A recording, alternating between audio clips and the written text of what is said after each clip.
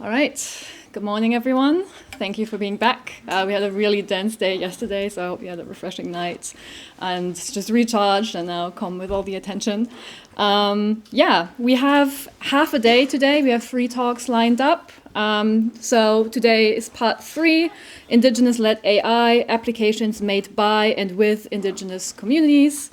Just to remind you of the procedure a little bit, we have about 45 minutes of a talk, and then we have 15 minutes of Q&A.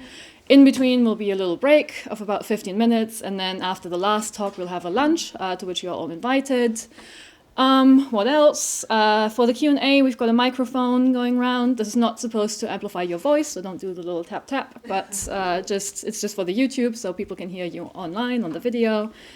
And I think that's about it. No drinks in the library. We like our books. We like our carpet. Thank you very much. And with that, I'd like to introduce our first speaker. That is Melanie Cheung. She's an award-winning neurobiologist and international consultant who works on several Indigenous science, health, and innovation projects. The common thread through her consulting work is transformational research, which supports Indigenous people to flourish. Dr. Cheung is a co-investigator on the Abundant Intelligences Research Program, which reimagines the conceptualization and design of artificial intelligence based on Indigenous knowledge systems. Its approach is grounded in Indigenous epistemologies, containing robust conceptual frameworks for understanding how technology can be developed in ways that support the flourishing of future generations and are optimized for abundance rather than scarcity. Today, she's going to talk about abundant intelligences, decolonizing methodologies, and AI. Thank you very much. The floor is yours. Welcome. There you go. You've got the little clicker here.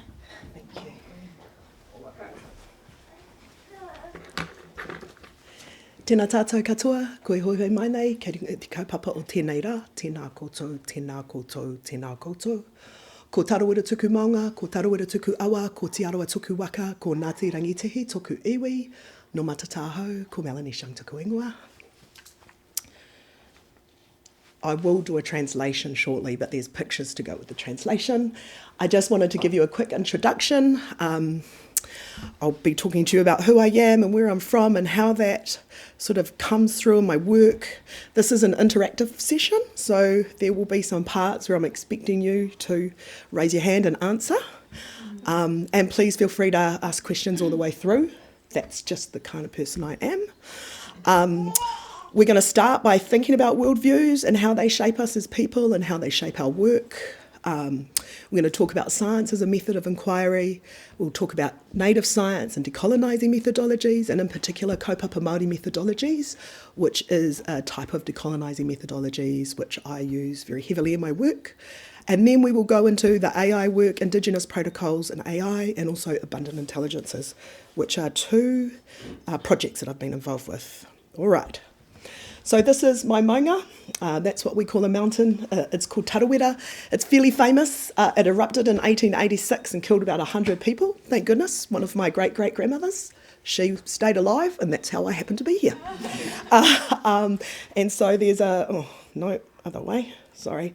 There's a little part here. I'm going on the wrong bit. This part here is our village, which is called Moda. Nobody lives there anymore, but they used to. And it's quite a special lake. We have a lake there. It's got lots of beautiful fish in there, and it's quite special because it's connected to 18 lakes. This is important for later on. All right. And so we also have this place here that's called Te Tarata. It was on the side of our maunga, and it was known as the 8th wonder of the world, although everybody sort of says that, don't they? But these are sort of like terraces that are made from silica, and the water in those terraces had healing properties. And so in the 1800s, tourists from all around the world came to bathe in our healing waters. This is our river, Tarawera, and it's very, very beautiful. It comes down from that lake, and then it flows out to Matata, which is where we are based now, which is by the beach. This is my family. We look like Oompa Loompas because the colouring, but I promise you we are not. But basically, it's a couple of my uncles, my aunties, and my mum. All right, so let's kick this off. Let's start talking about thinking, knowledge, and worldview. All right, so within the Māori worldview, or just so that you know, Māori is a name that white people called us, and Māori just means normal to us. It comes from the word wai Māori, which is normal water, that's what we drink. Tangata whenua is what we call ourselves, and tangata whenua means the people of the land in our language. So, I mean, I don't really use them interchangeably. I'm a bit lazy, I just use Māori, but I just wanted to make you aware of that. So for us, the origins of the universe start with three processes that brought the world into existence, and they're called te kore, te pō, and te ao marama. And so te kore was the nothingness, the realm of potential, when everything was kind of just brewing and sort of moving around and thinking about the possibilities of what's going to happen. Te pō is the darkness when things start happening. And then te ao marama happened because of a little story that I'm about to tell you. So Ranginui and Papa Tōnuku are Earth Mother and Sky Father, and they were together in a loving embrace, very close, but there was darkness between them, and they had 78 children. And so during the beginning of time, some of their children started having some talks, and they were like, it's a bit dark in here, a bit cold, I wouldn't mind, having a little bit more room. So they started pushing around and trying to separate their mum and dad. And so they start having fights between each other about how they're going to separate their mum and dad. So the first child, Tāwhiri, tried pushing with his hands up into the sky, and nothing happened. And so a whole lot of the brothers tried all these different ways. And then it was Tāne Nuiarangi, who we credit for bringing knowledge into the world, who put his hands down, did a handstand, and pushed up with his feet. And once he pushed up with his feet, he separated his mum and dad. And that is what brought light into the world, and that's what te ao marama means, the world of light. And so what we talk about in this metaphor is that knowledge is light, enlightening, and the darkness is ignorance. So what's important in this, I like to talk about Tāne Nuiarangi as being our very first scientist, because he tried something new, he experimented, and he separated his mum and dad. And so what we learn from this story is the spiritual and physical worlds are continuous. So the children of Rangi and Papa, their children became everything in the universe. So all the animals and plants, the physical environment, the weather, they are all descendant from Rangi and Papa, and that includes humans.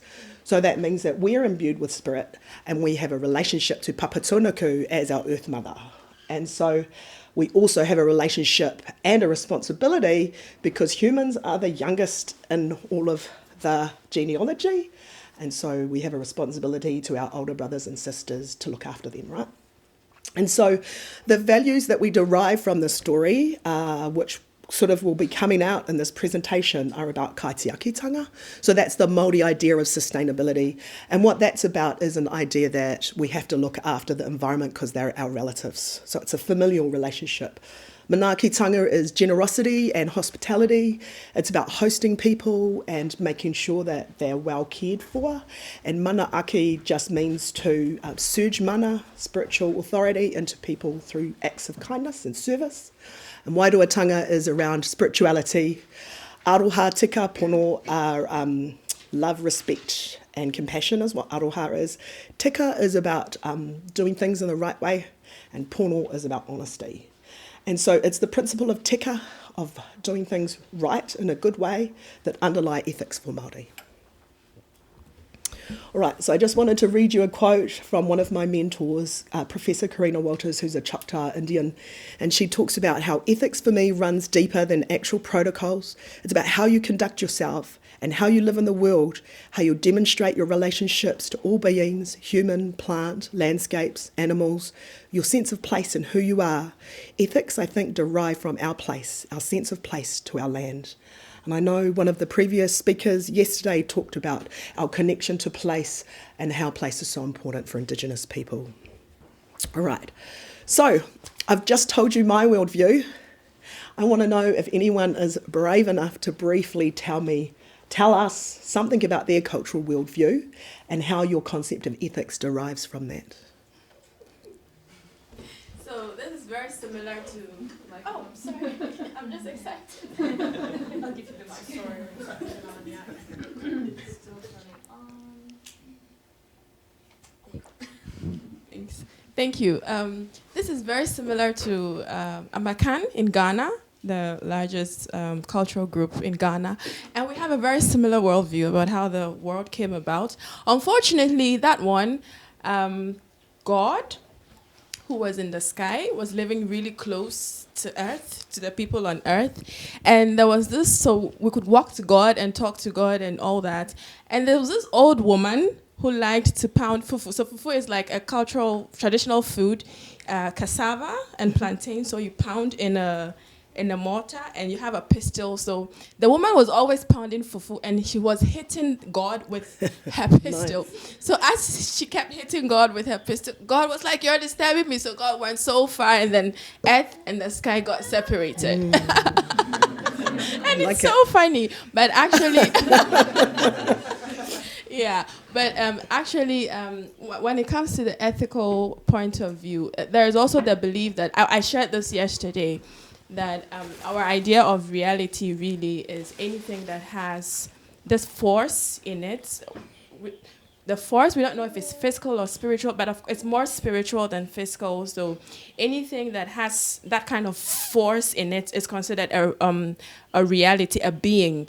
And so, of course, in that arena, then we have a hierarchy of them because some forces are stronger, higher than others. So, of course, the spiritual beings have higher forces, followed by human beings, followed by plants, animals, water bodies, and all that. So all this is part of the universe. Like, we don't separate the spiritual from the physical. It's part of the world that we inhabit. So we interact with each other. That's why you take care of the environment. The environment takes care of you. You constantly interact with the spirit. The spirit interacts with you. There's that causal relationship between all levels of hierarchies, because it's very, very interdependent, relational. And so the idea of the ethics is that you do things that will sustain, will ensure that there's always harmony in this matrix. And so the idea is that everything you do, good actions or good people, are people who perform actions that sustain the environment, that sustains the community, that ensures that there is always social harmony, there's love, there's peace. That is the ethics for the Akan people. So yeah, kind of similar to yours. And I'm so happy. That is awesome. Kia ora, thanks for that. We're going to move on. Thank you. I can't remember your name, sorry. Modestha. Thank you, Modestha. That's beautiful.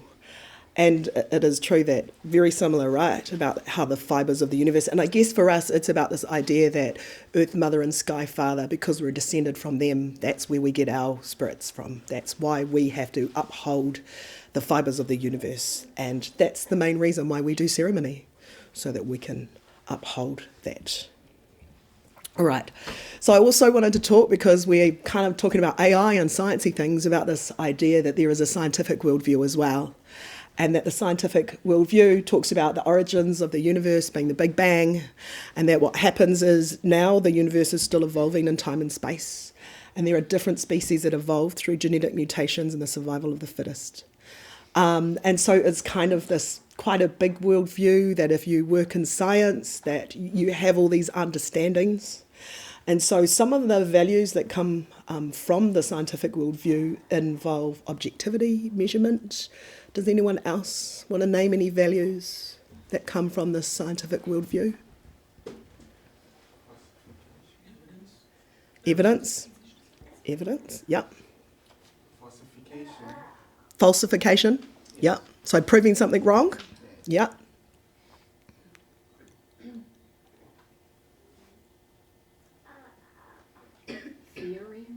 Theory, yeah. Hypotheses-driven theories, yeah.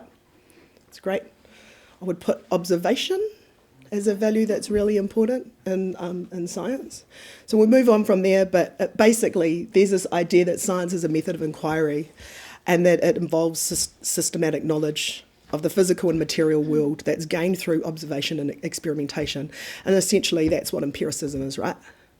But one of the issues that we have with science from an Indigenous worldview is that there's often epistemological racism.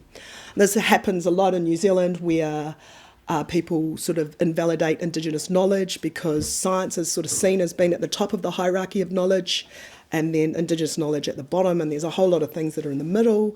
But there's a lot of social scientists in this room, and I think probably you will have experienced some epistemological racism between social science and sort of like Western kind of hard sciences. So I just wanted to name that, to be clear about that, and that often what happens in science, not for everyone, but sometimes there's this narrow view of science that leaves out the sacredness and livingness and soul from scientific theory and practice. And that's something that we, as Indigenous people, put back in, right? So the disconnection that can happen relates to culturally centred practices versus scientific practices. What's more important? The science often gets prioritised. The church versus the state, body, mind, spirit. It's about basically acknowledging that Indigenous knowledge and practices can be marginalised by science. What we want to do is we don't want to marginalise science either, but what we want to do is make room for multiple worldviews. So it's fine to hold an Indigenous worldview, it's fine to hold a scientific worldview, you might sort of hold some other sort of religious worldview, and that's okay. That's what having abundant intelligence is about. It's about understanding that there's a richness and diversity of thinking and being, and that as Indigenous people, we hold all of those. Sometimes it can be complex, but we hold all of them in the work that we do. All right, so I want to talk about Indigenous people having our own scientific methods of inquiry. And in this, it's a quote from Gregory Kahetse, who is a Tewa scholar from America. And he has written this beautiful book called Native Science, Natural Laws of Interdependence. And if you've not read that book, you need to. It's really quite a special book. He talks about native science from an Indigenous American perspective, and he says native science is a metaphor for a wide range of tribal processes of perceiving, thinking, acting, and coming to know that have evolved through human experience with the natural world. Native science is born of a lived and storied participation with the natural landscape. To gain a sense of native science, one must participate with the natural world. So it's about the coming to know and the participation. To understand the foundations of native science, one must become open to the roles of sensation, perception, imagination, emotion, symbols and spirit, as well as that of concept, logic and rational empiricism. I'm going to skip forward through some of the stuff. He basically describes some of things that we might often associate with Western science in terms of plant medicine and animal husbandry and astronomy and things like that. Then he extends it to say, yet native science extends to include spirituality, community, creativity, and technologies that sustain environments and support essential aspects of human life. Native science, the collective heritage of human experience, in its most essential form, is a map of reality drawn from the experience of thousands of years, of thousands of human generations. And what I love about this quote is that often what Western science does, or even just knowledge systems, is they kind of polarise us and say that there isn't any science in Indigenous knowledge. And we know that's not true. We know that we have Indigenous science.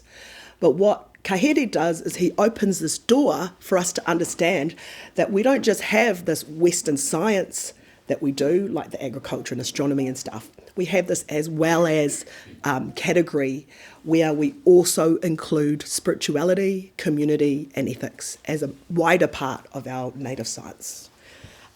So that is a scientific method of inquiry. So I just wanted to sort of talk a little bit about research as a method of inquiry, and in particular, Linda Tuiwai-Smith, she talks about research being probably one of the dirtiest words in the Indigenous world's vocabulary. And what that is about is understanding that knowledge is power, and that has often been used to dehumanise us. And so science has been used to harm Indigenous people, and that's one of the reasons why research is a dirty word. And, I've put a little definition in there around what research is. It's about creation of new knowledge and or the use of existing knowledge in a new and creative way to generate new concepts, methodologies and understandings. So I just wanted to put that sort of like idea of research about actually we can use old knowledge in new ways, and that's often what we do in Indigenous research. So I just want to acknowledge, because I come from the Māori context in New Zealand, that Koku, who discovered New Zealand, his original voyage, which was actually a research trip that was funded by the Royal Society in England to go and measure the transit of Venus in Tahiti. And they failed. So then he got a Tahitian navigator to hop on his ship and show him around the Pacific. And that's when he made it to New Zealand. And I guess one of the hardest things for us is that was the beginning of colonisation for us. So they came and they took samples, and they basically have these big botany collections in England of all of our plants and lots of artefacts and, I guess, stuffed animals from our lands. So that was the beginning of them taking from us. Some other sort of examples of the ways that research has harmed Indigenous people includes nutritional experiments that were done on First Nations children in boarding schools, where they basically starved the children. And I know that the scientists that were involved in that, there were 20 that were sent to the Nuremberg trials. That's how serious it was. There was also TB vaccine trials on First Nation children. And more recently, they have a supine blood samples that were consented for diabetes research, were used in schizophrenia, inbreeding and population migration theories. And in fact, that tribe took one of the Arizona universities to court and won millions of dollars around that. And I think that's probably one of the cases in the world where we kind of go, oh, that's not what we want to do. That's not how we do research. But this is basically the reason why research is a dirty word in Indigenous communities. And then Green Lane Heart Library was in New Zealand, and for 50 years they took hearts from babies and children and without consent. And so that was uncovered in the year 2000, and there was a lot of work that had to be done to restore, I guess, faith in the system and also to return the organs to those children.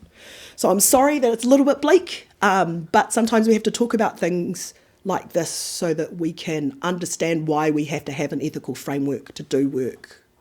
And I guess we learn from the past so we're not doomed to make those failures again, right?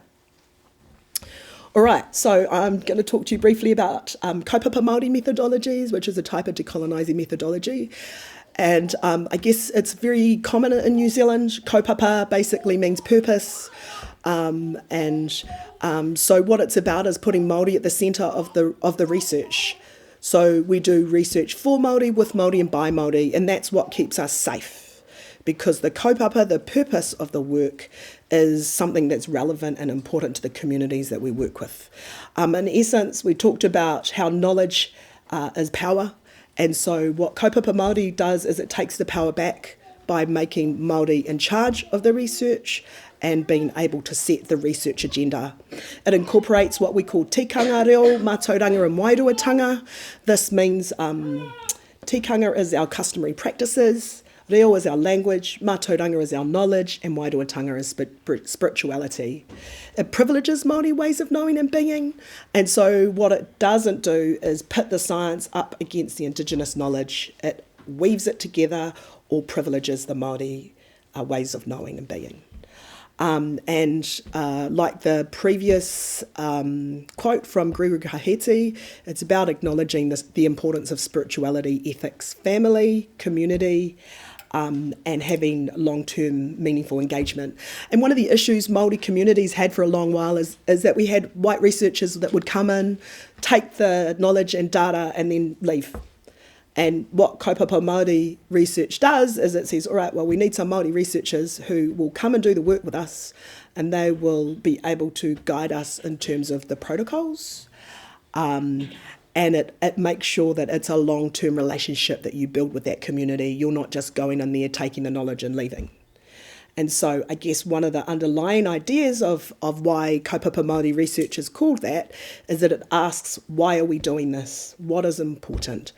And so, often when you go to Māori communities and you start talking to them and engaging with them around a research project that you want to do, generally the first question they ask you is why. And if you haven't answered that question already in your head, you're going to go home empty-handed. You're not going to do that research. But for us, one of the most important things is about who the research will benefit. And I guess traditionally research has benefited scientists, but not communities. And what we say in kaupapa Māori methodologies is that's not okay. We want to only be involved in research that benefits us. Yeah. So there are these kind of 7, I don't know if you call them rules, but they're guidelines around how to do research in kaupapa Māori ways. I'm not going to go through these, but these are Māori proverbs, because I've just realised, am I 53 minutes in? No. Oh, that's good. How many minutes in am I? 35. Okay, that's cool. It says 53 on my thing. I'm like, what? All right, so we'll quickly go through them. So these are all cultural concepts, what we call whakatauki, proverbs around how to deal with people. So aroha ki te tangata, being respectful, kanohi kitea, that's an interesting one, the face that is seen. And what that addresses is the whole just turning up once and then leaving and taking your data.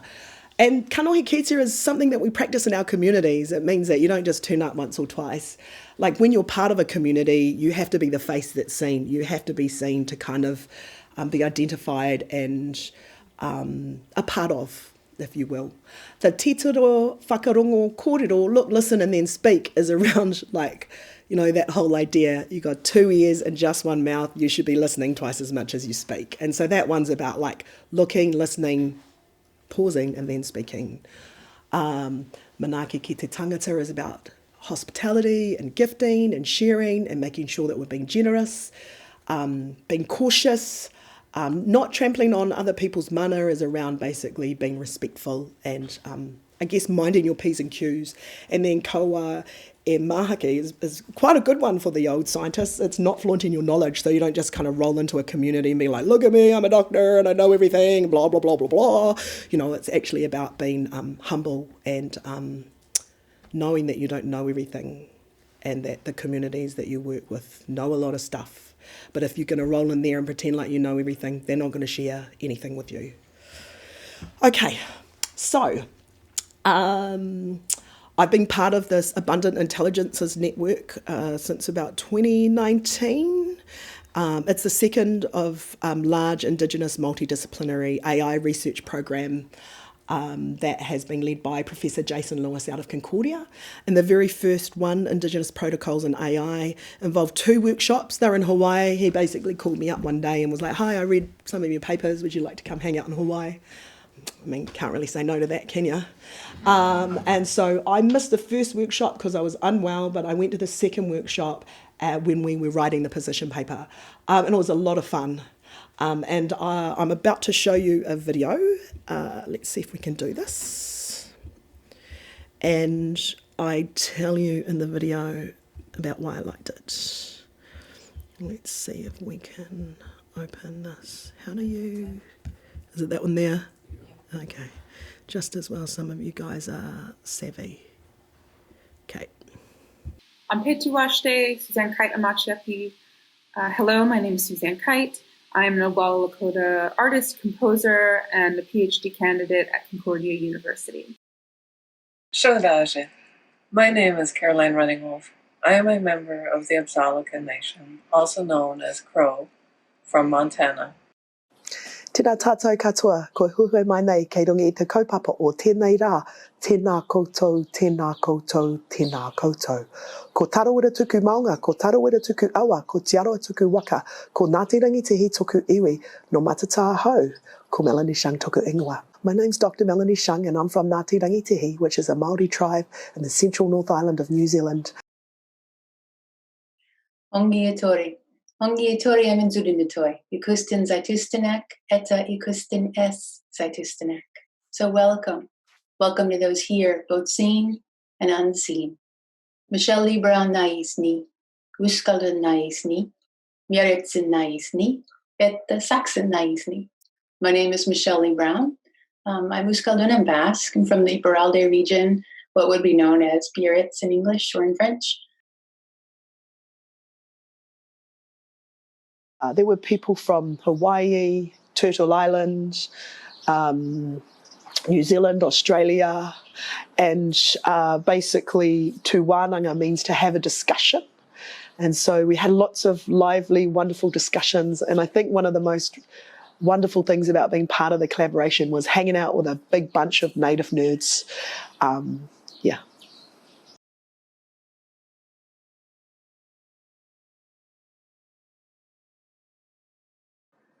To Indigenous communities, data is not just disembodied bits and bytes. Data is the sacred stories and voices of our relatives. It's personal. And with that comes the responsibility to treat the data of all our relations with respect, and to consider the ramifications of our actions and the AI's actions 7 generations down the line. But honestly, shouldn't everyone's data be treated with respect like that? I guess that's best embodied by what I did when I opened here today, which is to welcome all of us, seen and unseen. For us, there are multiple temporalities that exist at the same time. And the really interesting thing about this video meeting is this sort of embodies it as well. I'm speaking it at one point. Melanie is graciously editing this at another point, and you may or may not be watching this at the same time as other viewers. So these sort of fluctuating, sitting on top of each other, nested temporalities and these different materialities that are involved are really important for me to acknowledge. It's how I was raised, and recognizing that you're surrounded by so many things we can barely sense. And that doesn't mean we should operate as if they aren't there, but reciprocity is always keyed into that. That is to welcome, to give, to exchange. And when I say reciprocity, it's not in a deficit sense or a debt sense, but rather that giving and exchanging that builds and strengthens relationships and repairs them if they're cut or strained. So in my own work, I've been consulting with knowledge keepers to begin to see how we can adapt Lakota protocols to the building of objects such as computation devices, particularly sculptures which utilize machine learning to listen. As my grandfather says of listening to stones, he says it's not done through our minds, it's done through our spirits.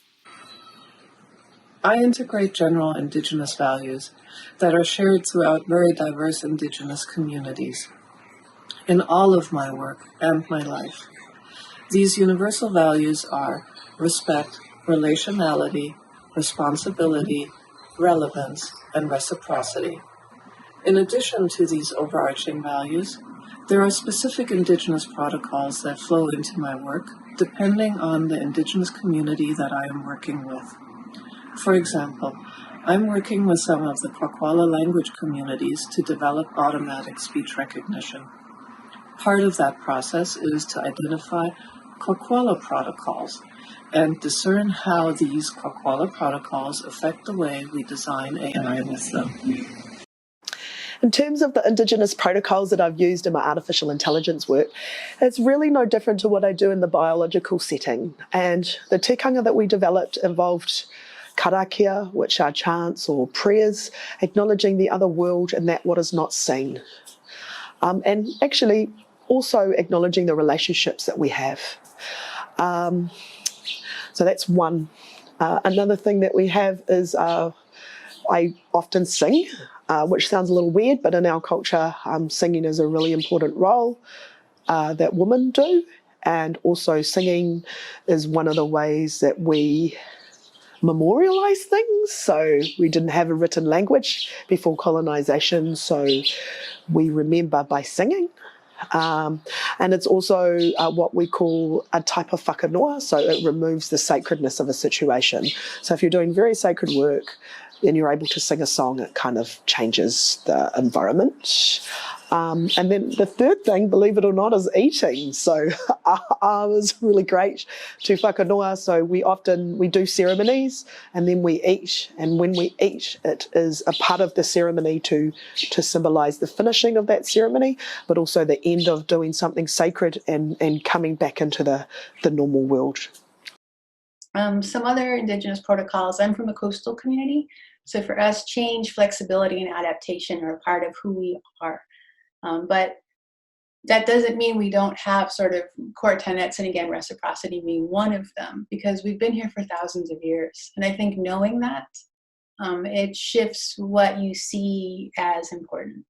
And for us, technology is something we've always adapted and adjusted and sort of made it our own. And the question then becomes, what can these systems do? When you have thousands of years of history to draw on and that amazing richness, it's really important to understand that and embracing and centering that can radically alter the kind of futures that are possible. I contributed a section called How to Build Anything Ethically. And this is a guide to ethical decision-making when building technologies that includes 2 examples. First is how to use protocol in building a Lakota sweat lodge and seeing how that is a framework for building a physical computation device. And then I talk about how multiple streams of protocol are necessary to build on AI systems as a confluence of ethics.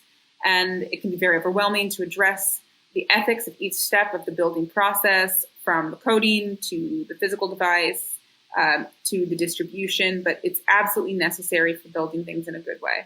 I contributed the essay, Wriggling Through Muddy Waters, Revitalizing Wishkaldunat Practices with AI Systems. And a lot of that essay dealt with me talking about the eel elder VR experience, where there would be an AI housed in an eel, an elder, and it would distribute particular teachings based on the relationship each individual player builds or doesn't build with that AI system. As Team Prototype, we decided to build a Hawaiian language app using image recognition while demonstrating Indigenous protocols in action. All right, we're not going to summarise because we haven't got that much time left. Right, but that was a pretty cool project to be involved in. I have to remember where I'm going to. Yes. All right. So just quickly, Abundant Intelligences is a follow-on from that original project. It involves 47 co-investigators and collaborators from 6 different pods. There are 4 pods in America and Canada, 1 in Hawaii and 1 in New Zealand. And we meet a lot on Zoom, and we get to meet in person once every 2 years. But it's sort of been quite incredible because the collaboration, it's multidisciplinary. So there's a bunch of neuroscientists, there's a bunch of artists, there's a bunch of nerdy coder types. Apologies if you happen to be one of them, I love them. Did I say artists? There's a whole lot of artists, and actually it's the artists that blow my mind. I often sit there and have conversations with them, and the places they go with the AI is just incredible. Language people, we've got a lot of language folks, and I know I'm forgetting something. All right, so here's the take-home message. Within Abundant Intelligences, we believe that AI does not have an ethics problem, it has an epistemology problem. And that means that to transform AI, we must envision Indigenous futures grounded in community, priorities and dreams. That's it. That's my exam question. If there was an exam, that would be it. There's a whole lot of stuff that we don't really have time to talk about around what abundance means. But, it's an idea that, it goes back to that idea of epistemological racism. It's kind of the opposite of that. It's kind of about the idea that there are a multiplicity of ways of doing things and thinking about things and being, and that in a world of abundance, we get to practice every single one of those. That's it. And abundant intelligent methodologies, there's heaps of stuff that we're doing, and it's all pretty cool. It's about Indigenous frameworks and imagining different kind of ways that we can integrate computational methods and formalising the knowledge frameworks. We nerd out a lot about knowledge, talking about knowledge, thinking about knowledge, all that kind of stuff.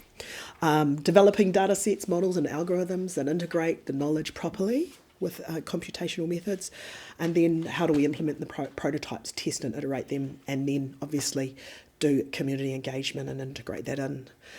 And I've got this whole piece, but I think how many minutes have I got? Like half a minute? None. Like 3, 4. All right, well, basically what this is about is that if we take decolonizing methodologies and we think about how can we address the impacts of colonisation, we think about things like land back, water back, language back, food back, knowledge back, medicine back. This is really just about all the legislation and all the crappy things that happen to my communities from colonisation that involve being homeless and having socioeconomic deprivation and having our sacred places desecrated. And I guess one of the things that we want to talk about, and one of the things I talk about a little bit later, is that often it was all of this stuff that contributes to things like climate change. And so We're going to skip through that. We're going to say, can we address the impacts of colonisation using AI? So if we take this idea of medicine back, this is one of the ideas, one of the projects that we want to work on is around undertaking a thorough kaupapa Māori analysis using AI, looking at Māori data in our national health data sets to understand the inequities that are present there. And we want to start off with cardiovascular health, diabetes and mental health. And when we identify the racism in the system that have to relate to time to treat, access to services and treatments, emergency department admissions, we're able to kind of understand how we can change the system so that it better fits our communities. And so I guess the questions that I ask around having our medicine back are things like, can AI help us develop decolonised health solutions? How do we develop AI that is decolonising? And I think I asked someone that the other day because that's what I'm interested in.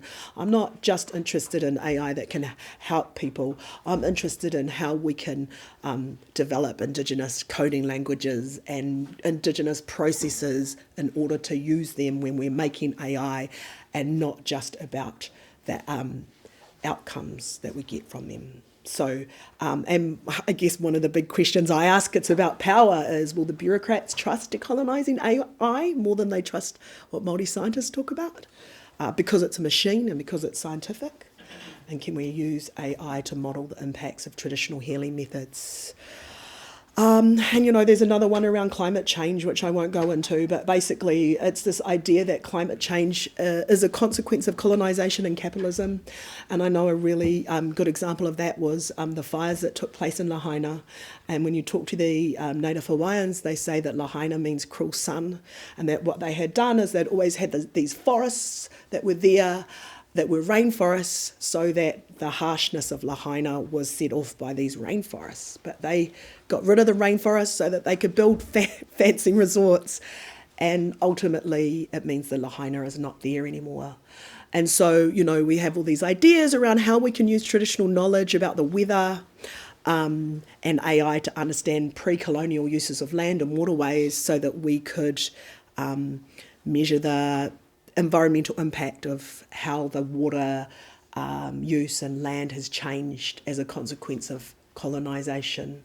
And then we would use the AI to model how reverting to pre-colonial uses of land and waterways might positively impact climate change.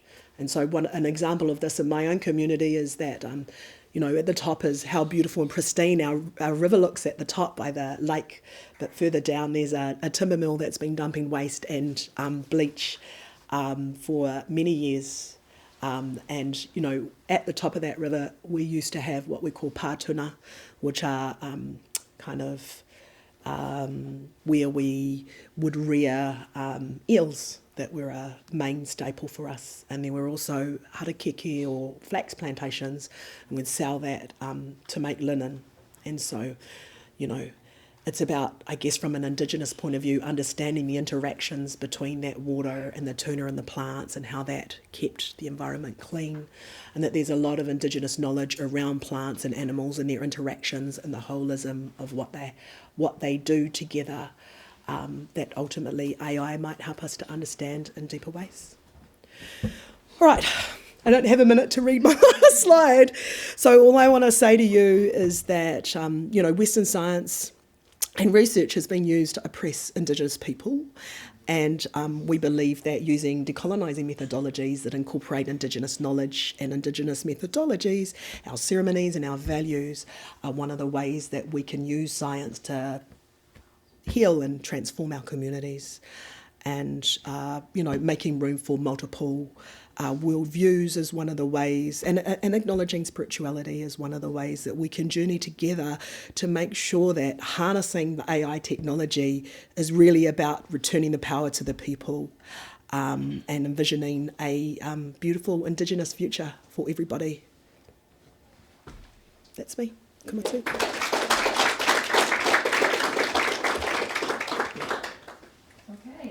We have about 15 minutes for Q&A, just in case you're wondering, we're running a little bit late, so the coffee break will be a little bit later as well. Okay, I've got one over there.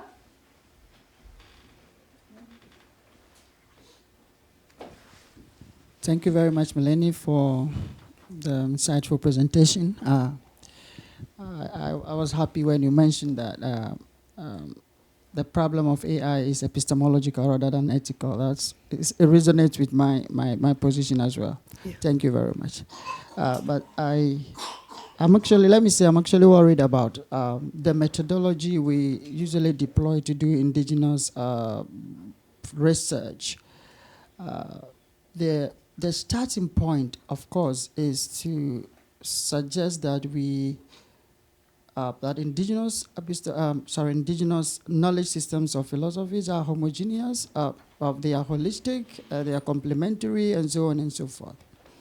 Then, in the course of advancing our arguments, usually we do this against the fact that there's Western.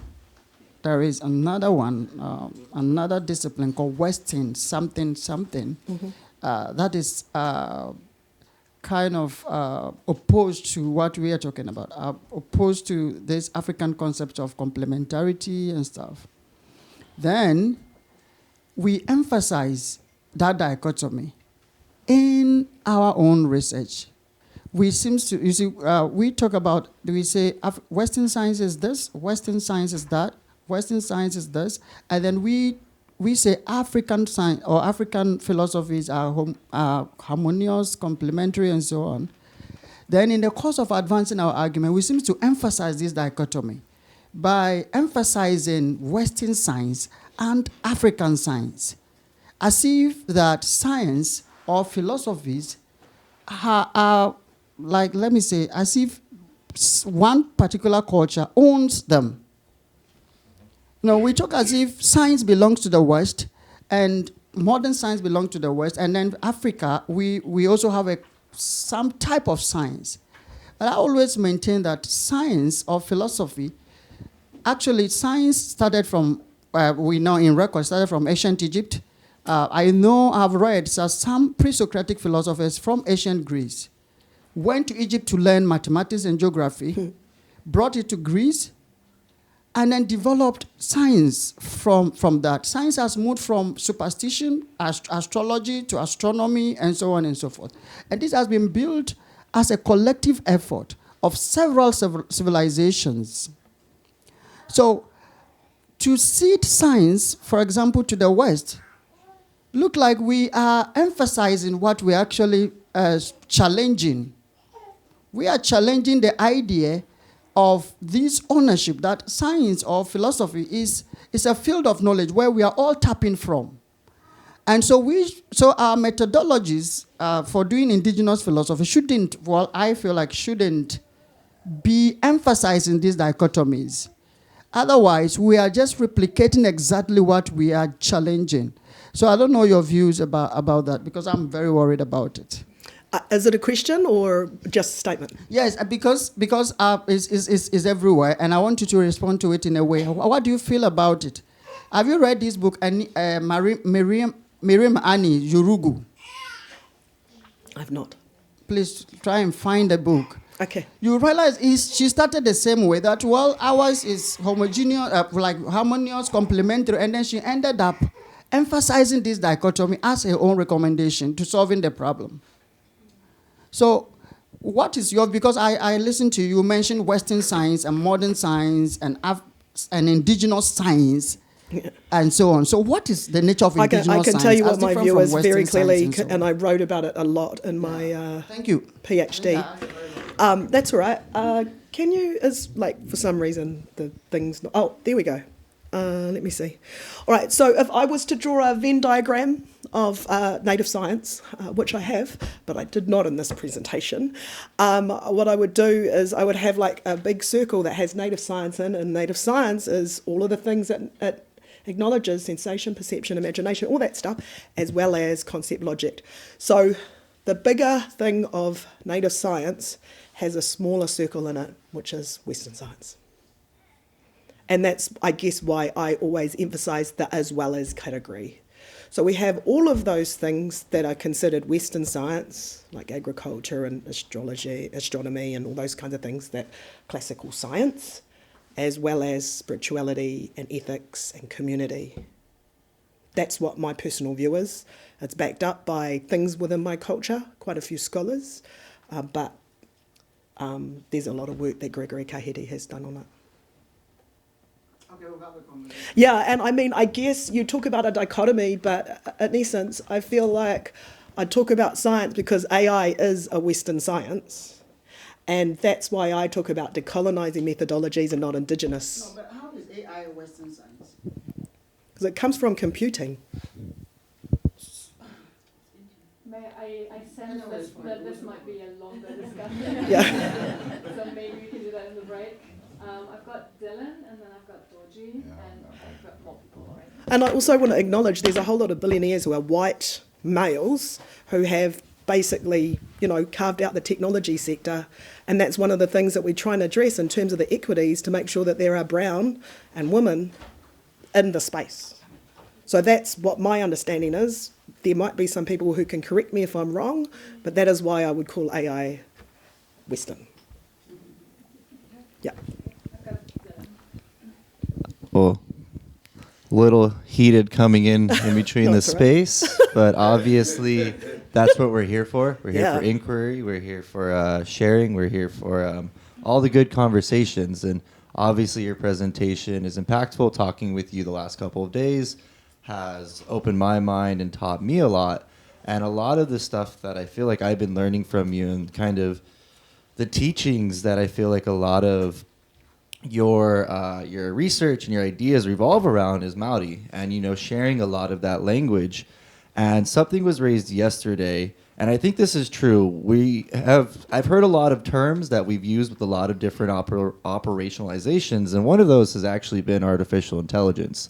I think I even heard someone yesterday be like, well, really, what is artificial intelligence? Or I think it was Tyson's question to Faji about, is this really, are we even describing artificial intelligence anymore? And given that you are very well versed in Maori, I was wondering if you had any interpretations and or words that you could use to describe artificial intelligence or define artificial intelligence in Maori. If there's a specific word that comes to mind, or if it's just what is artificial intelligence may be translated directly, or if it's a conceptual thing. And I know I am putting you on the spot, and you didn't really kind of go this place in your presentation, but I am wondering if you can kind of sit here and maybe theorize with us in this space and give us a Maori definition of artificial intelligence from the language. Okay, this is a great idea. And this is being taped. I guess within Māori knowledge, there's different ideas about understanding enlightenment and thinking, right? There's kind of lots of different ideas. And conceptually, I think about artificial intelligence around the patterns that the machine learning kind of does, how it identifies patterns, and it kind of throws things out that sometimes the human brain can't comprehend ourselves. We need more, computational power. I am not a good enough linguist to try and find a concept. And that's why I work with elders, because they know the language and they know all the nuances in the language. So I'm sorry I can't answer your question, except to say that it's a beautiful question, and that it definitely begs to be thought about a lot more. And can I just say that's one of the things I love about this space. I'm a neuroscientist. I understand the complexities of what happens in your brain when you're thinking. And my area of expertise is neuroplasticity, which is how the brain changes in response to the inputs that you give it. So I think a lot about how brains are structured and how you can rewire brains. That's literally what my work was in for a very long time. How do I rewire a brain that's sick in this way? What is the program that we can develop in order to do that? That's my into this space. But from a thinking perspective, being in this space and being able to talk about these philosophies of knowledge, particularly from an Indigenous perspective, is really quite powerful, and blows my mind. So, kia ora. Sorry I can't answer your question. Thank you very much for your presentation. I enjoyed it. But I keep asking myself, introspectively, what happened from native science to let me use the word contemporary science, modern science. What happened in between? Because I had an experience in Austria when one was presenting and was talking about structured knowledge and unstructured knowledge. He was just talking blah, blah, blah, and I asked, what do you mean by unstructured knowledge? Then he said unstructured knowledge is more of like native science, and structured knowledge is where there is documentation, academia, there's more experimentation, all this kind of. So I don't know what you want to say about it. So I get what happened in between. Was from native science, then we jump to whatever science. So how did we jump? Is it because of lack of documentation? I don't know. Or is there a template? What is the philosophy behind native science? And if you could help. Yeah, that's okay.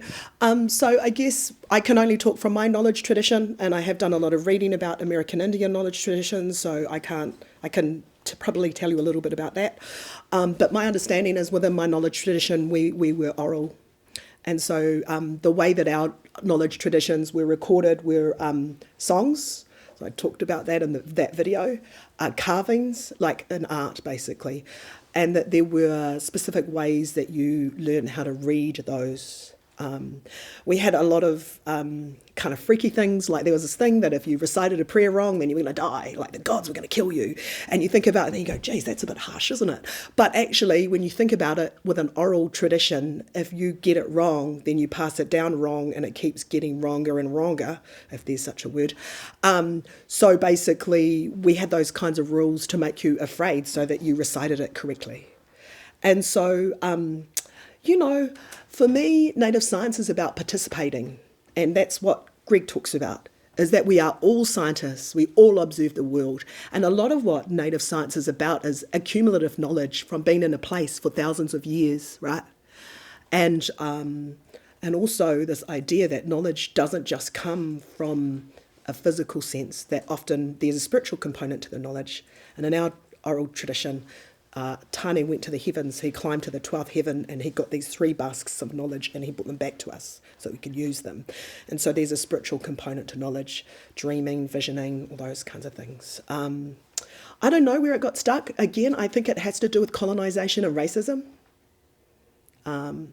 And so, in the process of colonization, they took a lot of things from us, and knowledge was one of them, and kind of like trying to make us wrong in terms of our processes and our knowledge was part of what it is.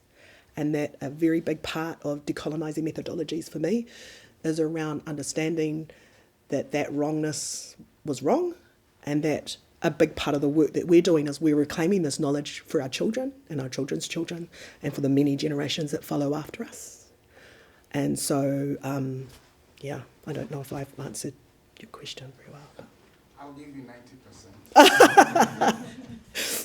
Okay, we've got time for maybe one very quick question. I've got you on the list next. I'm sorry for anyone who might not have seen in time. Please make the question quick and make the answer quick. Sorry? I've had really hard questions. I'll try. Okay, thank you very much for your thoughts.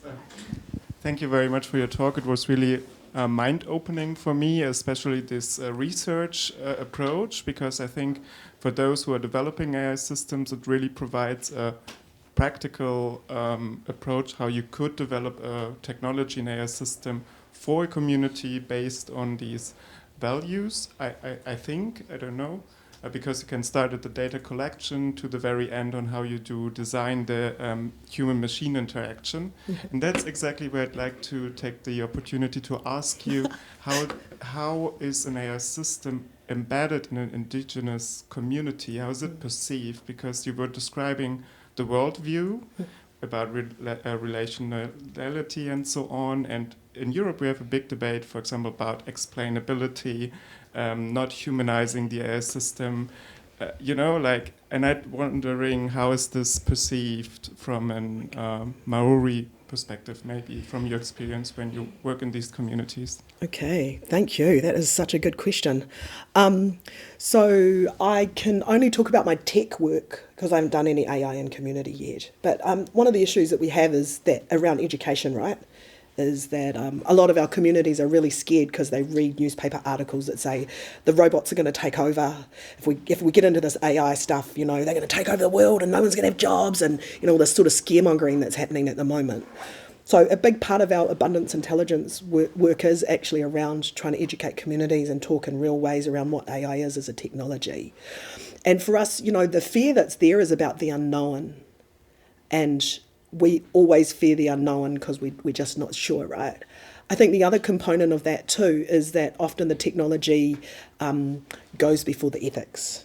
So we develop the technologies and we don't think about the long-term consequences of those technologies until it's too late. There's a nuclear bomb or there's And so, for us around AI and community, it's about understanding that when your approach to the work is about making Indigenous communities flourish, that's what the kaupapa is, that's what the purpose of the work is, then you can work backwards and you can say, all right, if you want to flourish, what are the things that you need to flourish?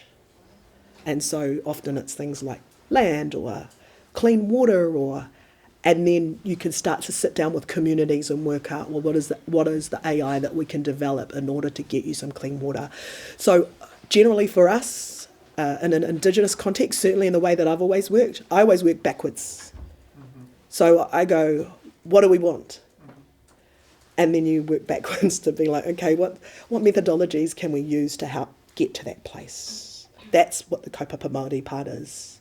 It's about understanding that purpose is the most important thing. It's the why. Let's thank Melanie again.